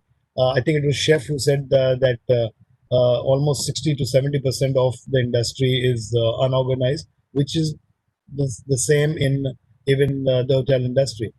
How can we bring the unorganized sector within the purview of the organized? We need to make standards for that, and for that I will require the help of our OTA partners. Uh, Apart from many a threat or challenge posed to the hospitality industry and the overall nation about illegal, unlicensed, and unregistered B&Bs, homestays, guest house. These establishments exploiting the clear advantage of non-compliances and non-regulatory framework, such as non-filing of taxes, etc., etc., get away almost scot-free. That's why I said we need our OTA partners help here. Their help can be in the form of not promoting or listing such illegal establishments. We all know that these establishments thrive on these OTAs, and without whom they cannot even be able to sell a room. We have been taking this issue for a very long time and stressing on the fact that such illegal establishments not only pose a great security threat but also a health risk to the nation. And while the focus on implementing agencies are on legal hotels, these illegal, unregistered stay options get away with no compliances at all. That is why, once again, I would appeal to all the OTAs to do not list such dubious establishments. And it is very easy. All you have to do is ask for a certification. Are they licensed? Are they compliant with the government? And then you're welcome to do that. We can be making hundreds of standards, but more than 50% of the sector, which is unorganized or more, will not follow it because there is no registration. Another pet peeve is the OTA's reviews or reviews, online reviews to grade a property. Imagine a person or a company investing more than 100 crores or more than that, and then being run down by a few bad reviews. I'm not saying they're right or they're wrong, but I don't think this is fair. So therefore, classification, how do you do classification? She said that, and rightfully, that the government shouldn't be in the business of business. I had earlier, I will also say it again, at FHRAI, we have developed an in-house classification system called the IHQS, or the Indian Hospitality Quality Standards. And way back in 2016, we have shared it with the Ministry of Tourism. I'm more than happy to share it with all of you again. And this is a very simple and straightforward way of classification. It is an online application where all required documents can be uploaded on the website with scanned signatures. An audit team visits the premises in 2 weeks' time, and if found satisfactory, the rating and a plaque will be issued in the next 7 days. If it is not done, it is deemed to be classified until and unless it is mentioned otherwise. In the absence of any proper rating or classification, things do get a little wayward, and we need to make all the efforts to rope in other industries. That's where the data comes in. We need to assimilate data from everywhere and consolidate it. FHRA has a different account of the hotels. The government has a different count, and we're all very wayward. So in our last meeting, Dr. Raj had mentioned that we should all come together and consolidate and see which are the common factors and get them out. I think that's a great way to do so. From the productivity perspective, I cannot stress more on training and education, and that's where IHMs and other important partners come in. I'll tell you what we have been doing. FHRAI and with their 4 regional arms have been collaborating with the local IHMs. We have also collaborated with Eureka Forbes at a pan-India level to support people engaged in the industry by way of providing temporary employment to the fraternity through their business partners. I don't want to harp on what all we have done. I just want to say that, yes, absolutely, education and training will go a long way in consolidating standard and quality too. Challenges, very few, but they're huge. 27 million outbound travelers, 11 million inbound travelers. Surely, inbound travelers are not coming in. The challenge will be to contain those 27 million outbound within India. How do we do it? We need to incentivize their travel. We should be worried about them not leaving India. And even if we can get 50% of that actually surpasses the 11 million inbound who were coming in anyways. Also, with an addition of an external agency, how will we manage to lessen the burden of the extra added cost, especially at this juncture? And the most important thing remains: how soon can we be recognized as an industry? Hotels and restaurants are charged as commercial establishments. They should be allowed to avail utilities under industrial rates. While an initiative like Udyog Manthan, coming in and creating a synergy, we now look forward to the Ministry of Commerce and Industry to provide a more facilitative environment based on the outcome of the deliberations for the hospitality sector under its ambit, by considering the fact that the sector is one of the most badly affected, one due to the pandemic, but mind you, it holds the potential to get back the country out of the slump almost single-handedly. Thank you very much. Thank you so much, Mr. Kohli. Yes, indeed. This is the time when the tourism and hospitality industry needs to be recognized as an industry. And a very good point highlighted the disparity between inbound and outbound travel. I will not talk much about it because now I will request. We are kind of slightly running behind time, but these are interesting discussions, and we have some questions also lined up. I would request Dr. Abhay Sinha, who's a PhD in strategy. He's an MBA with specialization in marketing. He has obtained specialized training on international trade-related sources of information and databases by UNCTAD. Currently, he is heading the Services Export Promotion Council as the Deputy Director General. He has over 22 years of experience in various organizations under Ministry of Commerce and Industry and CII. He has also worked with PharmExcel, which is Pharmaceutical Export Promotion Council of India, has been a part of joint working groups and joint trade commission formed for promotion of exports between countries.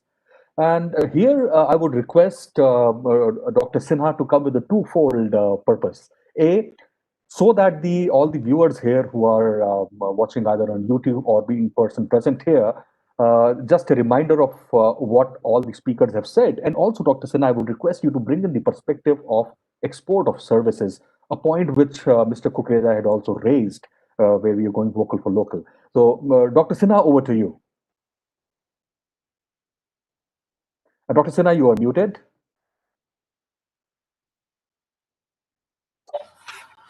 Thank you, Dr. Raj, for organizing this and the initiative taken under the name of Udyog Manthan, a kind of brainstorming. And, it's a privilege to hear to all the experts, starting with Madam Brar on the subject. And as you just mentioned about me, I come from entirely a different background. I am a kind of, a third umpire kind of thing, maybe a wrong word to use here, but maybe a neutral one. Of course, with the responsibility I'm taking care of 17 services sector. And basically, I'll be looking from the export perspective first, and certain common threads among all these speakers. And, there are so many good points to say. For me, it will be too difficult to, concise them in 5 minutes or 6 minutes because we have questions lined up, as I believe. So coming back to, from the beginning, Madam Broad did mention about very important aspect in the entire ecosystem of travel, tourism, and hospitality industry is the component of tangible and intangibles. And that is where I believe when we are set to define the quality parameters, we need to take into account the intangibles and the tangibles, how it is going to actually influence a customer experience. And that is where the subject of quality and everything ties in. When we say about, often we do hear that people do say that international quality is what is required. But how do we define that? It is very subjective. One of the speaker mentioned about it. So, somewhere we have to come to those quantitatively defining it, or, certain benchmarking we can from the best practices, from sharing of the experiences. And that is where, the entire exercise begins. I can tell you something. I can be moving around from one speaker to another without naming, so pardon me for that. Something very interesting was mentioned by Chef Manocha about making Indian food go global. For that, I'll just share a few experiences. In pharma, pharma is all about quality. Nothing gets sold without pre-registration and plant inspection and clinical trial, all those things. But in case of food items or something, you do have certain things. Here you have to build a brand image. Now for that, certain embassies, very recently Guatemala embassy, our embassy in Guatemala, was actually introducing samosas to the South American or Central American persons. And, they were, all those videos and everything was on the embassy's website, on their portal. And likewise, I believe there are various programs which our embassies are currently running. So we may use those platforms. And here ACPC comes. We are actually trying to build those businesses, create business opportunities. So here we definitely, if our backward integration on quality is fine, within the acceptable parameters, then we can actually push it forward in the international global market through our embassies, through our network. So that's the service the council can provide. Somebody mentioned about, our last speaker, Mr. Gurbazji, mentioned about the disparity between domestic and inbound. You see, by the character, SCPC, we are more concerned about the inbound tourism because it earns the foreign exchange for the country. Now, that is where, we need to actually build in the quality perspective, and that will actually help the domestic travelers not to go out but spend their money within the country. There is a huge disparity, 11 million and 27 million travelers, So that gap can be bridged if we actually bring in, the quality in the entire gamut of unorganized and organized sector. As mentioned, when we are talking about centralized database system, when we are talking about, entry free, there is no barrier for anyone to enter into the travel business, any tour operator. So there has to be some minimum guideline. And, FHRI and other associations and organizations can actually bring in. Because we need to make it mandatory for anyone starting a business to at least adhere to the certain acceptable quality parameters. So that need to be bring in our, as a kind of takeaway from this particular discussion. And how to go about it, I believe Ministry of Tourism can also support in, in defining those. ACPC can be of great help, keeping in view of the, inbound tourism. I can also share one example on the centralized database system. Of course, there was a lot of talk about the Indian pharma products going out of the country. A lot of brand myth is also created. It's all a global commercial interest. Pfizer companies, big companies, or small companies, they're trying to vie for their space in the international market. So a lot of myths are also spread. Now there were certain incidents which led Ministry of Commerce to explore the possibility of trace and track. On that, there was a Dawa portal being developed by NIC, and later on, in fact, I was into one of the project, transformed to iVeda, where the centralized database system was created, and it could be referred by anyone in the entire globe. So something on those lines can be built in, where you are actually bringing in the hotels, bringing in the tour operators. And I believe there is already a good effort done on that part as Nidhi. I went to the hotel today. I was new, but I could find a dearth of information over there. No dearth of information, So many things are there, but maybe the quality parameters or the star rating or such thing can also be integrated with it. And one important aspect which was mentioned, how do you build quality? Now, it has to start from the industry academia stage, when somebody is taking a training.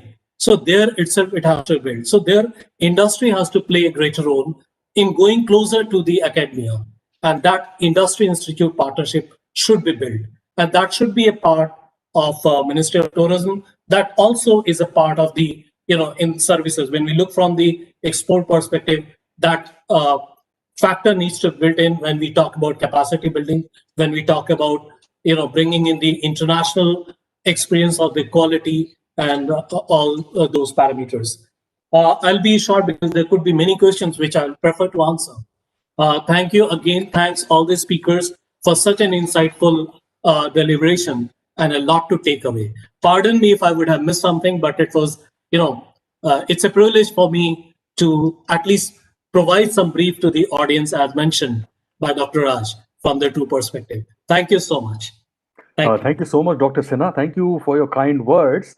I have received a few questions for the participants. There's a question which has come in for Mr. Ashish Kumar.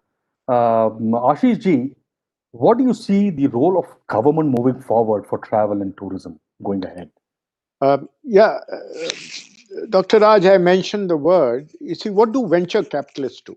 Venture capitalists encourage you by giving a seed fund, guiding you, mentoring you, and building up an ecosystem, and then they exit out of that ecosystem. They are not there to run your business, right? I see a similar role for government in terms of using the phrase venture facilitator. They should see the gaps.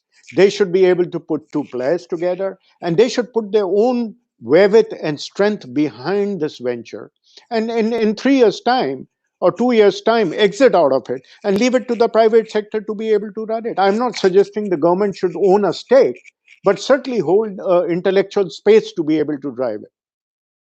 There are many such areas, of course. One small example I'll give you, I talked about interstate buses. Now, state buses is a state subject, I do believe.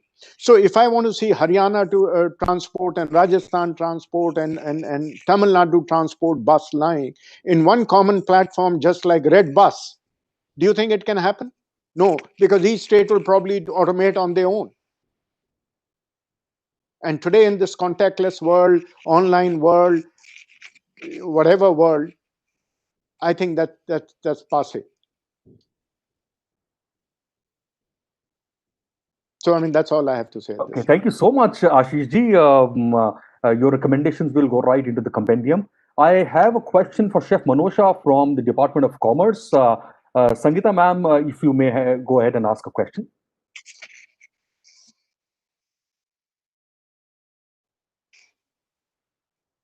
Sangeeta ji, we are not able to hear you. I believe there's a question for Chef Manosha from you. Yes, thank you so much. I heard with great interest what our esteemed panelists had to say on many of the issues, and I believe that there would be a lot of takeaways for our follow-up action on part of the government.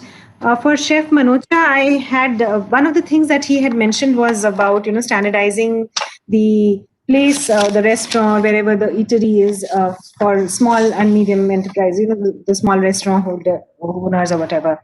I was wondering if we can also, if there is a need to articulate such a need for even, say, the food vans and the street vendors as well. Can we, or should we also not ask for standards for the street vendor who comes on his vending cart, and what should be the the standards for that vending cart, what should be the safety hygiene standards for that, and the dimensions or whatever, so perhaps that is one thing that we can also talk about. The second thing which I would has also been raised by the panelists, and I would like to reiterate, is because when we negotiate with various other countries, we often find that there is no recognition for our skilled manpower. There may be degrees which, say, our chefs have here in India, but they are not recognized in the other countries. And when we are negotiating market access, they often say that, oh, we may, they may give us market access, but they will not recognize our degrees, which means our people will have to go and invest in getting a degree from that particular country in order to be able to serve in that country. So that's an additional cost and time and everything else. So that point I completely endorse, and I think that comes out very strongly in our recommendations. So just these two small things. Thank you so much for all your suggestions. Mr. Manocha, Sangeeta ji has put forth a question regarding the street hawkers, the food vans, whether we can have some standards for them. I will add on as a part B to that question, what can you do to create a standard for these people? Thank you, Dr. Raj. Thank you, Ms. Sangeeta, for the question. Yes, it is very important, as I mentioned in my talk also, that it is very important for the smallest operator in the food service industry to be regulated. Food service is one industry, food service is one career or one business which directly affects the health of a user. There is no other thing which directly affects the health. So it is very important for any food which is served or sold to be regulated. And I mean, when it comes to us, as the industry, as a responsible food service operator, we would be more than happy to be to come forth and help for these standards. We can set up. We can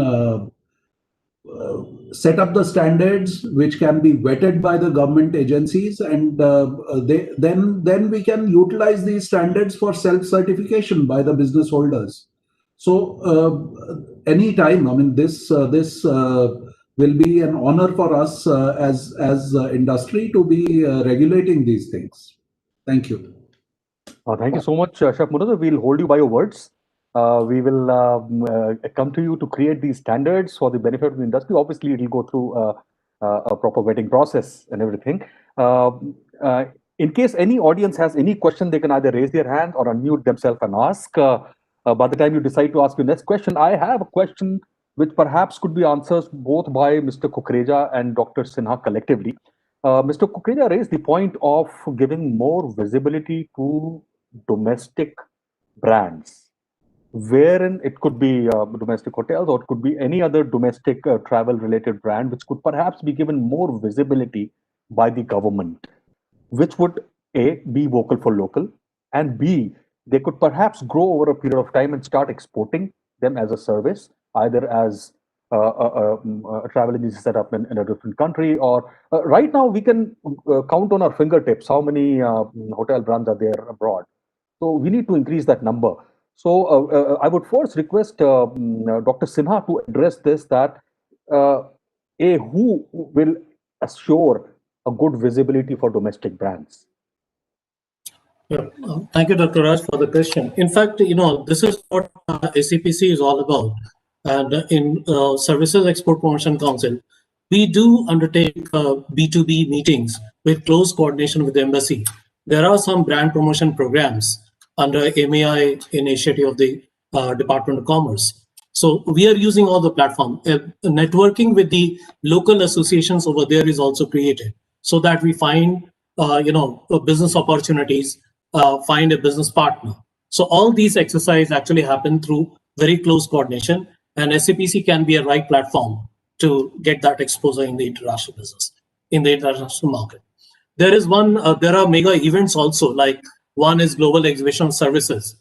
Because of the pandemic, we could not hold it this year, but we are planning, like last year we could not organize it, but this year we are planning maybe in the month of September, where we'll be bringing many business partners from the entire world. So, the Indian domestic players can be exposed to them. A customized B2B meeting, one-to-one meeting can be organized. We do engage with our embassies. We have our bulletin called India Serves. There also we are trying to pitch in for our sector in the international market. We are circulating it to the entire embassies, not only to Indian embassies, but also to the overseas embassies in India. So these platforms we are using. So that's where we can actually help complement the efforts. Great. I'm sure hotels like that of Mr. Kukreja's can actually, perhaps a concerted awareness campaign could be made, say on the lines of Swachh Bharat about our domestic. Mr. Chef Manocha spoke about using the domestic produce to create domestic cuisines.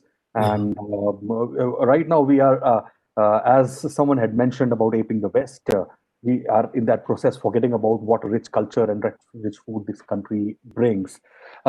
Next, I have just received another question, which is talking about. Raj, can I just interject over here? Just 1 second. Related to on the food part, in fact, embassy organizes in a country, say for example in Peru, in Lima, I've seen various countries with their cuisine compete with each other. So there is a competition which is happening. That also adds a kind of platform to expand or to create the visibility. There are winners and losers, of course, but those platforms can be used. Yeah, please. So my next question is to digital people on digital platform like that, Mr. Pradeep Vijayan. We have spoken about, Ms. Brar spoke about information, which is so fragmented right now. Would digital platforms like Make My Trip or Clear Trip or Ease My Trip, would they come forth with the information that they have to share it with the government so that we have a complete information coming in from various sources, FHRAI, HAI, the IATO? Is it possible that maybe Clear Trip could lead the way by sharing information and data that you have for a better decision making for the government? Pradeep. Yeah. So, Dr. Raj, one of the most fundamental thing that comes, and this is not for the digital platform per se. This is largely for the hotel front. So, the moment we say that okay, this information will be passed to XYZ, forum as such, the first question that they might ask: will that incur any cost as such? Because today I'm sure the way the ecosystem has been built, where and especially after pandemic, the additional cost the hotels are incurring in terms of safety and hygiene per se, it is very imperative that the moment we tell that okay, if something has been shared to XYZ platform, if it is not going to add any monetary cost to them, then definitely they'll be more keen to it, provided it also adds a lot of value in terms of their productivity.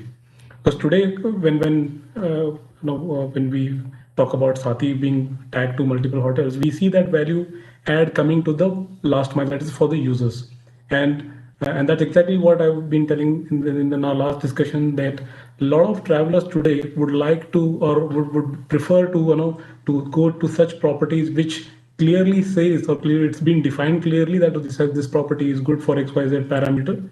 And if that is being done, and if the ministry or Nidhi or Sati can take that initiative, which QCI is already taking, if that has been taken care of without any added cost, definitely every digital platform would be keen to take part in it.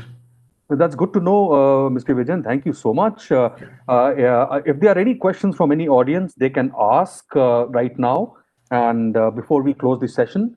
And in fact, now that we are getting a lot of volunteers to come forth and assist, we already have Mr. Vijayan and then Chef Manocha to come forward and offering their assistance. Probably is just the right time to get some more commitment from all of us collectively. So here I would request Ms. Rupinder Brar. I can see that she's busy right now. Before moving on to Ms. Brar, I have another question for Mr. Sharma, if he's there, Mr. Rajendra Kumar Sharma, wherein he spoke about the updation of curriculum. Mr. Sharma, let's address the elephant in the room. It takes a lot of time for NCHMCT to come out with changes in the curriculum. What can NCHMCT do wherein the quality aspects in the curriculum or the changes that become in the curriculum which affect the quality and productivity of the students passing out, having those curriculum updated in a fast and timely manner, how could the processes be either be shortened, or what could be the way forward? Because in the end, if we feel that the curriculum needs to be improved today, it takes a substantial amount of time, and by that time, we are the world is changing at such a fast pace that by the time we change the curriculum, whatever we wanted included has become a past. Hence, what could be your way forward and advice for the Ministry of Tourism, or the recommendation for NCHS, National Council for Hotel Management, moving forward and on speeding up the process for curriculum revision? Thank you, Raj. Like you said, yes, it takes a lot of time and a lot of meetings, and the average turnaround is around 3 years. So I think we need to shorten that period, probably an annual this thing, or we can keep some blank modules where we give credits for anything that additionally has to be brought in during that particular academic year. As such, we do have informal kind of interactions with the industry and guest lectures and so on. So there is a mechanism built in, to keep the pace on and to keep in touch with the reality. So we do have, for example, a weekly guest lecture from the industry and so on and so forth. But as far as the quality aspects go, I think a minimum an annual review would be more effective and helpful.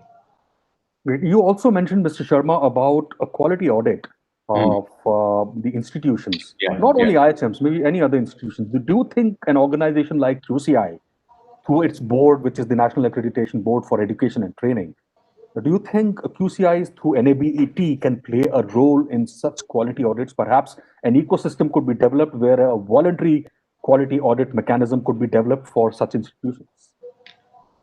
As far as the central institutes go, I think it will be more effective if it is worked in collaboration or coordination with the National Council. So that'll be more effective, apparently, rather than a voluntary audit. Because somebody was mentioning, the ranking system for institutions and so on. There are a lot of private agencies and media that is doing so. So which is not really a true indicator of what is happening in these institutions. So apparently they are focusing more on the hardware aspect of it than the the human angle. So I think probably a collaboration with National Council would be more effective.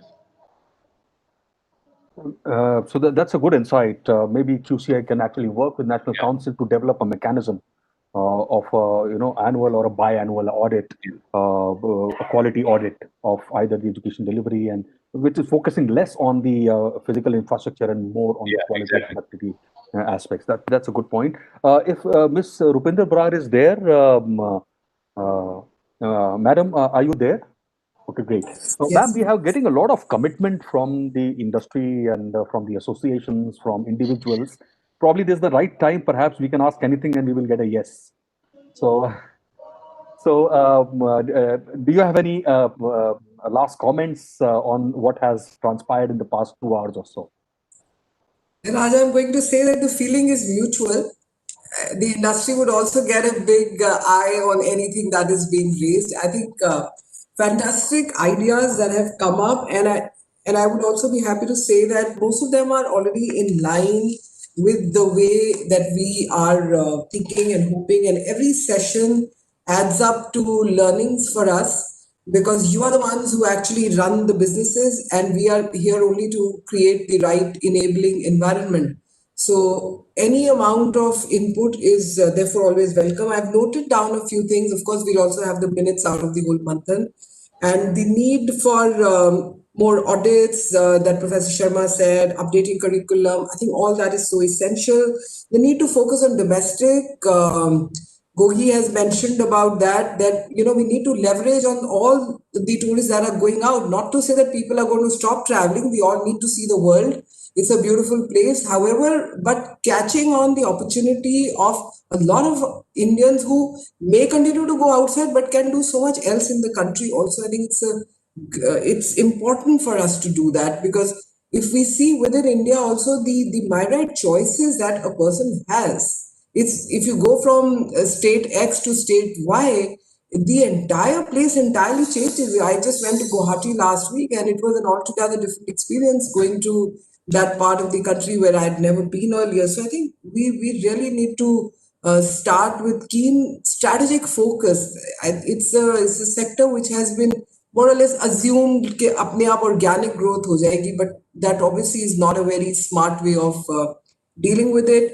And of course, I totally endorse what Vineet has mentioned about the culinary part of the amazing diversity that exists in the styles of foods, the products themselves, the spices, the methodologies of cooking.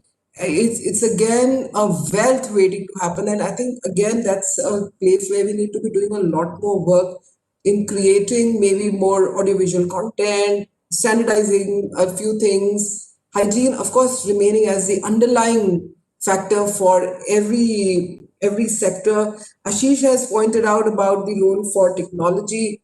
Absolutely. I think how can we as a nation that drives the Silicon Valley be seen behind when it comes to running our own country? So absolutely, point very well taken. And I think we need to make sure that not only are we found in the search that happens for India, but also in terms of being the most easily bookable country. A lot of work, I do believe, still needs to be done in creating the right amount of information, because there is sporadic things happening. There are lots of things happening. If we see there are n number of museums, 121 tribal museums. I never even knew that. But if I'm traveling in a particular city, how do I really get that all the products together? I am still struggling on that. Because if I go to city X, even as an Indian who's reasonably well informed, I find that I really don't know. I have to still depend on the local person who will tell me, you know what, there's this also here to see. So I think there's a lot of challenge in bringing the information under one roof, which would work from the perspective of a traveler or a tourist. So there, I think we definitely need to do a lot more work with all of you. Classification being a punishment, I really hope that we can come out of that era. The concepts and the whole paradigm shift that is required, which is not just in deregulating, but also in the mindsets. I think a lot more education needs to go there from all of us put together, from government, from all of you, and platforms like these are essential to create those subtle shifts in behaviors which definitely need to happen. And those themselves will create the kind of quality. I think that we are talking about quality will remain a defined subject, but in many ways, it's a very layered kind of an experience when we say quality. You can literally sense quality.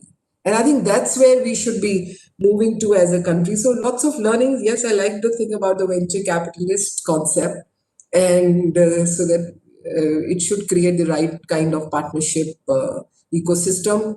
We, particularly in tourism, and I think for government, there is a huge learning. Governments should not be in the business of running businesses, is often said. But however, in a country as diverse as India, government has a crucial and a critical role to play, and we understand our responsibility there. And we hope that with platforms like these, we would get a lot much more input, and we'll also keep working together and not just have it as one standalone brainstorming session, but take it forward from here and actually drive some change in the sector. So those are some of my observations, Raj. Thank you so much, Ms. Brar. In the meantime, we have a question for you from Mr. Anupam Kaul from CII, and a comment also and a suggestion.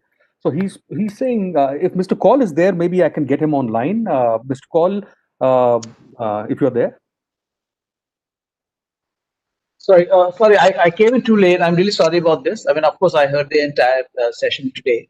So my only view was, Ms. Brad, that we have covered basically, primarily, as Mr. Ashish said, the accommodation side of the business and also some parts about the food business. But I think tourism, as he mentioned, is much wider.